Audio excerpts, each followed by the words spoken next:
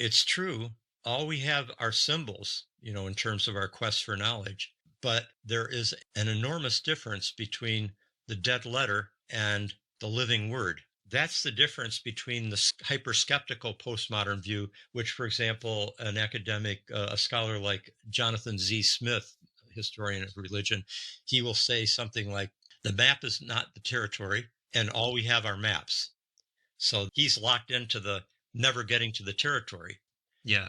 Bella's understanding is that there are some symbols, there are some modes of understanding, forms of meaning that are living, the living word, and some symbols are absolutely necessary to enter into that domain. It's a, for example, with music, certain pieces of music, compositions that each of us can recall that allow us to access a domain of experience that no other piece of music quite does in that way. That's also true in our relationships. You can feel a certain way with a particular person that you don't feel with any other person. And everything I've just been talking about with the I it versus the I thou relationship, that's that comes right to the heart of our lives when we are talking about, for example, romantic relationships and marital relationships, long term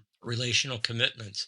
If it is true, now, and this is a kind of an interesting side point because it also relates to Jung's whole understanding of the anima and the animus, and how there is a potential, even within the depth psychology view and the Jungian view, there is a potential to get locked into subjectivity again by thinking, oh, every time you're falling in love, well, that only means your anima or your animus has just been activated. You're projecting it onto that person. They suddenly become the potential savior of your life.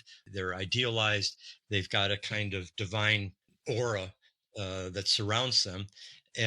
But you go to your therapist and talk about it, and they say, okay, but really it's just a human being. And what you're accessing right now is this divine archetypal potential in yourself that you're projecting out there onto that person. And there are certainly many, many occasions when, in fact, one is totally projecting this ideal, the anima or animus, onto the other person. To take a characteristic example, somebody who, does ecstasy at Burning Man, and they decide it connects with somebody and they decide to get married in Reno on the way home, and then 10 days later they're waking up like, who did I what was I thinking, right? Okay, so there's an example of where the entire romance was, in some sense, a projection of an internal archetypal reality. What was missing there was an authentic I thou relationship. There wasn't an adequate getting to know the other person, like who they really are. And the fact is, if I've got that divine potential in me, my own anima, animus, then that divine seed, that divine dimension is also in the other person. And then the challenge and the joy of relationship is the fact that we're both, I and my beloved, are very human, but also have a sacred, a divine dimension to us.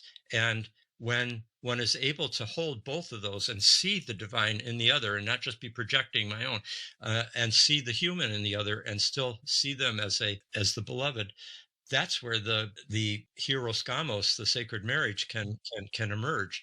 But it doesn't just happen simply because you've fallen in love. Otherwise, every person that's at a rave or had a drink too much at the bar can be, yeah. There's just so much potential for projection in those situations. So it gives us a responsibility for cultivating our self awareness, and also being able to break out of our, if the more we know about ourselves, the more we'll recognize, oh, I'm doing that thing again.